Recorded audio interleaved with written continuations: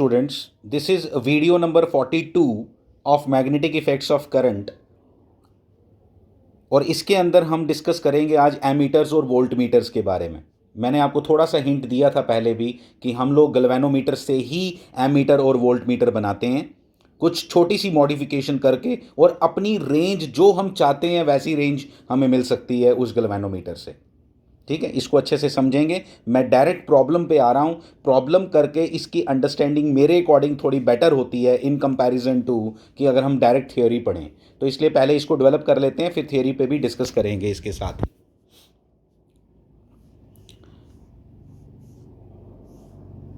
What shunt resistance is required to convert a galvanometer of resistance. Galvanometer की अपनी resistance है, ठीक है, ये याद रखोगे आप कि एक गैल्वेनोमीटर, जब मैं जी लिखूंगा ना तो आपको सिर्फ ये गैल्वेनोमीटर नहीं दिखाई देना चाहिए, आपको ये रेजिस्टेंस दिखाई देना चाहिए। 50 ओम्स का रेजिस्टेंस है and a full scale deflection. इसकी फुल स्केल डिफ्लेक्शन मतलब 2 मिली एम्पियर, छोटी सी 2 मिली एम्पियर करंट पास करो ना तो ये पूरा डिफ्लेक्ट हो जाता है, मतलब ये ऐसा डिफ्लेक्ट हो जाता है। समझ आई बात? तो अब लेकिन हम 2 मिली एम्पियर कोई करंट थोड़ा होती है, अब हम मेजर करना चाहते हैं, कह रहा है भाई 4 एम्पियर की रिक्वायरमेंट है, अब बताओ क्या करें। ये तो 2 मिली एम्पियर पे फुल स्केल डिफ्लेक्शन दे देता है। फुल स्केल डिफ्लेक्शन समझ आया ना क्या, कि पहले ये यहाँ होता है जब कोई करंट मेजर नहीं कर रहा, ठीक है, यहाँ था, तो जस्ट इतनी सी करंट मेजर करो तो ये फुल स्केल डिफ्लेक्शन कर देता है। 1 मिली एम्पियर पे कहाँ होगा, सेंटर में, तो 2 मिली एम्पियर पे कहाँ, लास्ट में। तो अब किसी ने 3 मिली एम्पियर दी तो फिर ये इसका काम ही नहीं चलेगा, आपको दिखेगा ही कुछ नहीं, वो 2 मिली एम्पियर के आगे कुछ दिख ही नहीं रहा, तो क्या करोगे आप। तो अब लेकिन इसी को आपने 4 मिली एम्पियर का बनाना है। देखना, मैं डायरेक्ट फार्मूला लगा के ये क्वेश्चंस नहीं करता हूँ, मेरा थोड़ा एंटायरली डिफरेंट वे है इसको अंडरस्टैंड करने का और समझाने का भी। तो उसको देखो ज़रा, हम किस तरह से देखेंगे। हम करने क्या वाले हैं, हम चालाकी चलते हैं, यहाँ पे बेवकूफ़ बनाते हैं गैल्वेनोमीटर को। कैसे? दिस इज गैल्वेनोमीटर,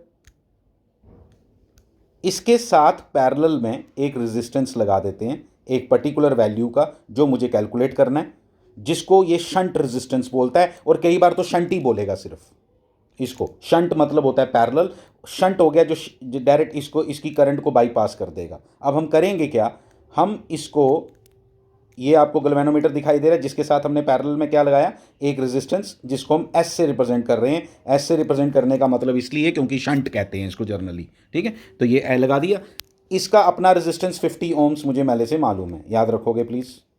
देखो मैं कितने आराम से करूँगा और कितने इंटरेस्टिंग वे में करेंगे। और ये मार्केट में मैंने दे दिया इसको एक डब्बे में बंद करके, उसको नहीं बताया कि भाई मैंने अंदर क्या लगाया हुआ है। लेकिन अब मैंने जब ये बंद किया ना, मैंने बोला कस्टमर को जो मेरे से लेने आया कि भाई ये देखो ये एमीटर है, उसको नहीं दिखाई दे रहा इसके अंदर क्या है। कहाँ दिखाई देता जब हम डब्बे लेके आते हैं अंदर क्या बना हुआ है। ये तो अंदर का सर्किट हमने बनाया है, अंदर गैल्वेनोमीटर है और गैल्वेनोमीटर के साथ बाहर क्या है। और उसको क्या बोला, जा बिंदास इसमें से 4 एम्पियर करंट, मुझे मालूम है इसकी इसकी अपनी कितनी कितनी इसका लेवल है कि ये 2 मिली एम्पियर, इसकी अपनी औकात है कि 2 मिली एम्पियर पे ये फुल स्केल डिफ्लेक्शन दे देता है, बस 2 मिली एम्पियर। लेकिन कस्टमर को मैंने बोला जाओ बिंदास 4 मिली एम्पियर करंट इसमें से पास कर, 4 एम्पियर करंट, मिली भी नहीं, 4 एम्पियर करंट इसमें से पास करो तो ये फुल स्केल डिफ्लेक्शन देगा। क्या किया तुमने, तुमने ये जो अंदर से शंट लगाया है ना, अब देखो ज़रा समझना, मैं आपको समझाता हूँ। देखो कितना सिंपल है, इसको अच्छे से अंडरस्टैंड करो, कोई फॉर्मूला बेस्ड काम मत करो इस तरह का, कितने फॉर्मूले याद रखेंगे, ठीक है। तो ये यहाँ पे करंट मैं बोलूँगा, इसमें से जो करंट जा रही है वो जानी चाहिए भाई, ये इससे ऊपर करंट तो नहीं जानी चाहिए। तुम बाहर से 4 दो, मुझे नहीं मालूम, लेकिन इसमें से इतनी जानी चाहिए। मैं इसको ऐसे नहीं लिखूंगा, मैं पता क्या लिखूंगा इसको, मैं आपको बताता हूँ।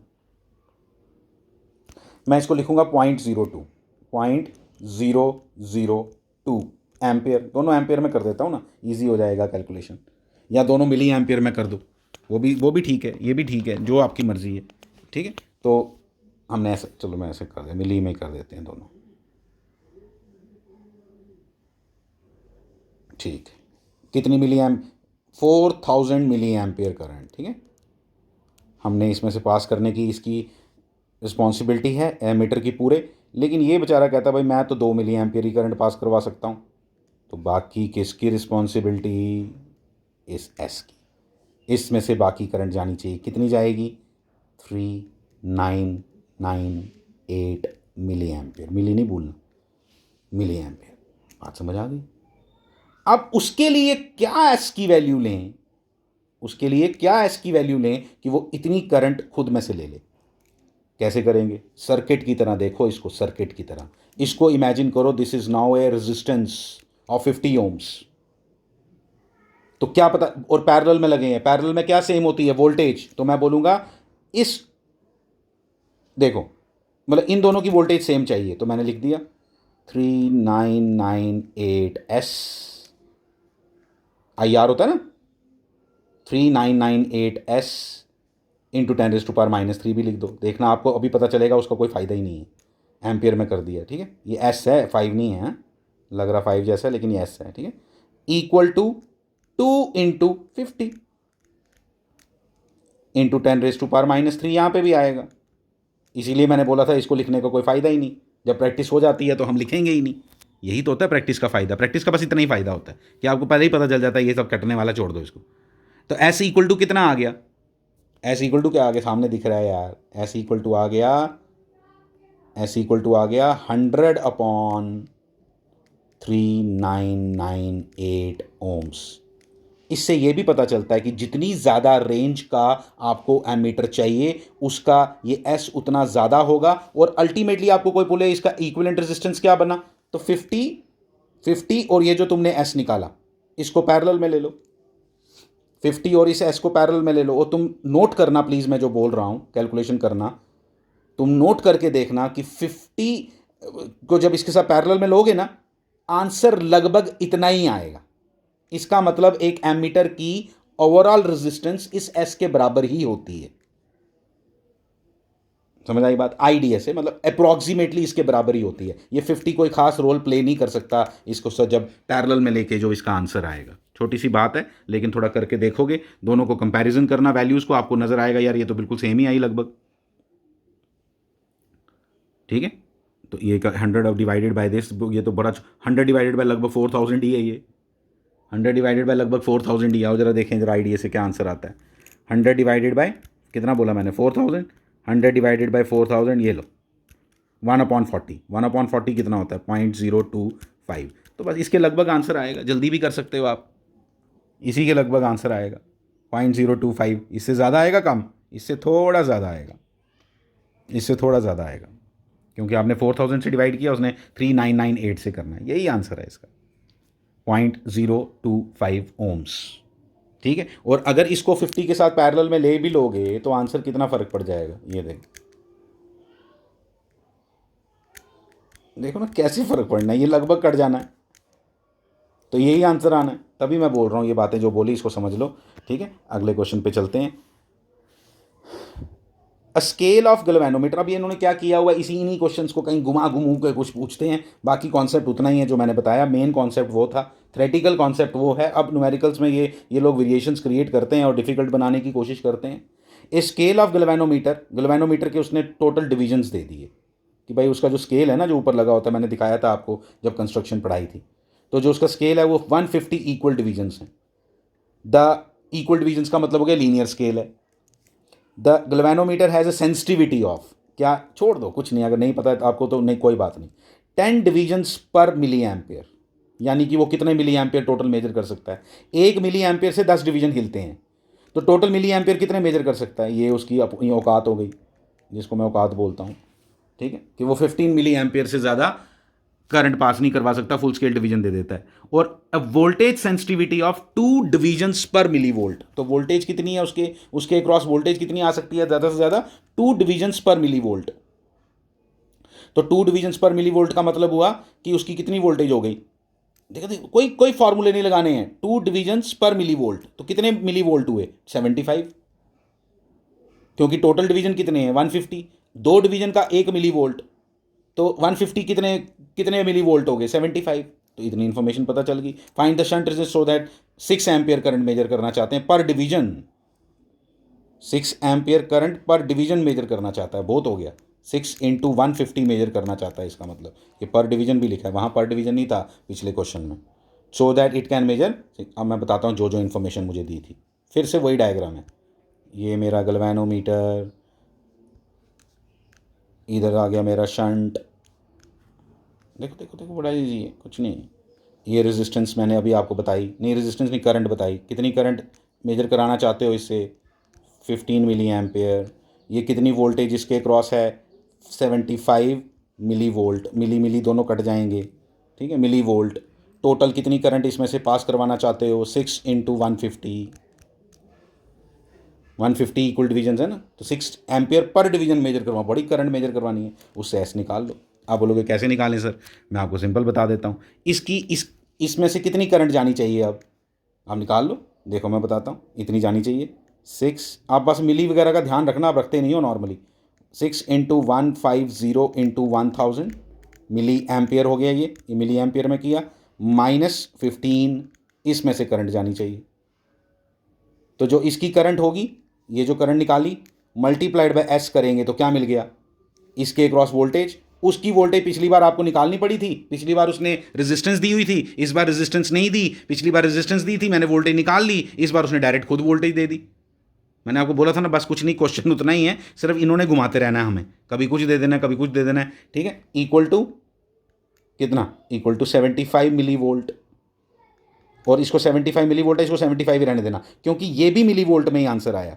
आप बोलोगे कैसे सर, ये मिली एम्पियर है ना, ये जो ब्रैकेट के अंदर लिखा है मैंने, हो गया क्वेश्चन, खुद करो इसके आगे। तो करना क्या है, मैंने कर दिया सारा। Determine the shunt resistance required to convert, फिर से शंट रेजिस्टेंस निकालना, गैल्वेनोमीटर है जिसकी स्पेसिफिकेशन ये है 20 ओम्स और 1 मिली एम्पियर, रेंज उसकी बनानी है 20, जीरो का कोई काम नहीं, 20 मिली एम्पियर तक उसकी रेंज होनी चाहिए, और उसके बाद उसका रेजिस्टेंस भी कैलकुलेट करना है, ये मैंने सब डिस्कस किया, ये खुद करोगे आप।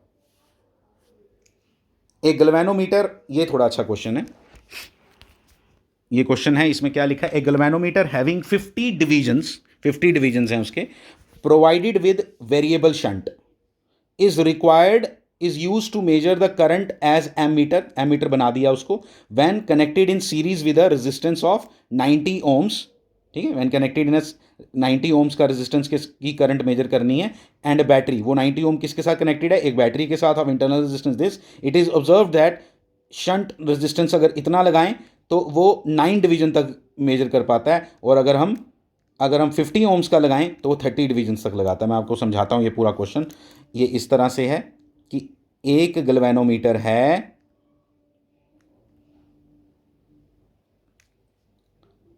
उसके साथ पैरेलल में एक शंट हमने लगाया उसको एमीटर बनाने के लिए, मतलब समझना है हमने बोला ये एमीटर है जिसको मैंने रेड सर्कल किया, ये एमीटर है, आर जब उसके साथ पैरेलल में लगा देते हैं ये आर, फाइन। यहाँ हमने एक 90 ओम का रजिस्टर है जिसकी करंट मेजर करनी है, मान लो ये बल्ब होगा कोई 90 ओम का है, ये एक बैटरी है जिसकी ईएमएफ नहीं दिया हुआ लेकिन उसका इंटरनल रेजिस्टेंस दिया हुआ है, और बोलता है बताओ अब हम ये क्या करें, what is the resistance of the galvanometer, galvanometer का रेजिस्टेंस निकालना है, ठीक है। इक्वेशंस की गेम है, कुछ भी खास नहीं है, लेकिन थोड़ा सा ध्यान क्या देना है मैं बताता हूँ आपको। मान लो यहाँ करंट नहीं ना, करंट की लैंग्वेज में बात नहीं की, इसलिए मैं थोड़ी सी करंट की लैंग्वेज में बात करता हूँ, और पहला केस लेता हूँ जब आर की वैल्यू कितनी है, आर की वैल्यू है देखो 10 ओम्स, दो वैल्यूज़ दी हुई हैं 10 और 50, दो इक्वेशंस बनेंगी। तो आर इक्वल टू, पहले जब मैंने 10 लिया, ध्यान देना, आर इक्वल टू जब मैंने 10 लिया और इसका रेजिस्टेंस आर ले लेता हूँ, इस गैल्वेनोमीटर का रेजिस्टेंस आर ले लेता हूँ, ठीक है। ये छोटा सा एक सर्किट बना है यहाँ पे, ठीक है। कई लोग ये करंट इलेक्ट्रिसिटी में, इसीलिए करंट इलेक्ट्रिसिटी में पढ़ाते हैं क्योंकि सर्किट्स की गेम है सारी इसमें, ठीक है। तो ये आपको मैं बता रहा हूँ कि इस, पहले ध्यान से सुनना, इस टोटल करंट कितनी फ्लो करेगी इस सर्किट में, टोटल करंट को मैं लिखता हूँ आई इक्वल टू कितनी होगी बताओ, आई इक्वल टू होगी ई बैटरी का EMF divided by R equivalent. R equivalent कितना है वो भी लिखता हूँ, ध्यान से देखना, आर इक्विवेलेंट लिख रहा हूँ, आप ध्यान से देखना, 100, ये दोनों सीरीज़ में, ठीक है, प्लस इन दोनों का पैरेलल कॉम्बिनेशन,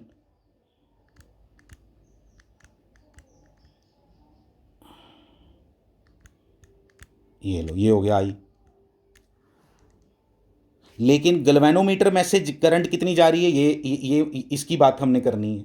तो गैल्वेनोमीटर में से करंट कितनी गई उसको मैं लिखता हूँ आई जी, वो कितना हो गया आई जी, मैं इधर ही कर देता हूँ आई जी, हैं थोड़ा अपने लिए सिंपलिसिटी के लिए,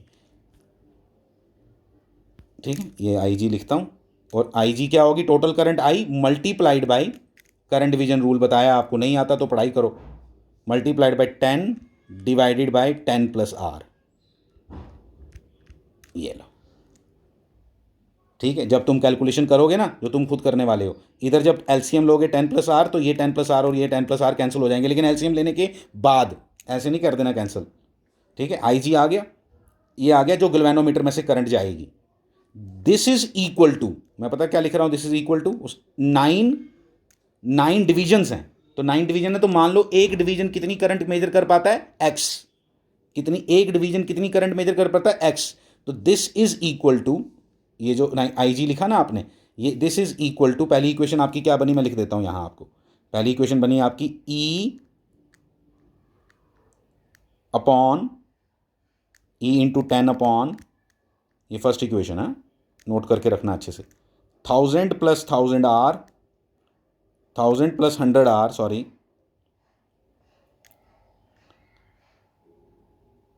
1000 plus 100 R plus 10 R into 10 मैंने ऊपर कर दिया, ये कट गए दोनों, ये और ये कट जाएंगे। ठीक है, तो यहां से ये आ जाएगा इक्वल टू 9x, ये फर्स्ट इक्वेशन बन गई। x क्या है कि उसका हर डिवीजन कितनी करंट मेजर कर सकता है, उसका हर डिवीजन कितनी करंट मेजर कर सकता है, उसको मैंने x लिखा। तो ये एक फर्स्ट इक्वेशन बनी। अब सेकंड इक्वेशन जब आप बनाओगे तो बिल्कुल सेम बननी है, मैं बताऊं डिफरेंस क्या है। आपने सेकंड केस में यहां 10 की जगह 50 लेना है, 10 की जगह 50 लेना है, पहली चेंज। जहां जहां 10 है, इस 10 की जगह 50 आना है। ठीक है, बाकी सारा क्वेश्चन सेम है, 10 की जगह 50 आएगा और इक्वल टू क्या आएगा, 30x। यहां 9x था, यहां क्या आएगा 30x। तो दो इक्वेशंस बनेंगी, जैसे ये इक्वेशन बनाई मैंने, ऐसे एक और नीचे इक्वेशन बनेगी। इन दोनों को डिवाइड करो and get the value of किसकी वैल्यू मिलेगी आपको, x की। तो एक बार जब x की वैल्यू मिल जाएगी तो आपको r कैलकुलेट करना कोई बड़ी बात नहीं है, फिर r कैलकुलेट कर सकते हो आप आराम से। ठीक है, जब एक बार आपको ये x मिल जाएगा, जैसे ही x मिलेगा आपको e भी मिल जाएगा, e मिल गया तो आपको r कैलकुलेट हो गया, r कैलकुलेट हो गया। फिर सिर्फ कैलकुलेशन है, जब एक बार आपने x कैलकुलेट कर लिया, आपका e भी कैलकुलेट हो गया। जब e कैलकुलेट हो गया तो फिर किसी भी एक इक्वेशन में x भी डाल देना, e भी डाल देना, तो r निकल जाएगा। तो ऐसे इसको कैलकुलेट करना है, nothing else, very simple, very simple. Thank you.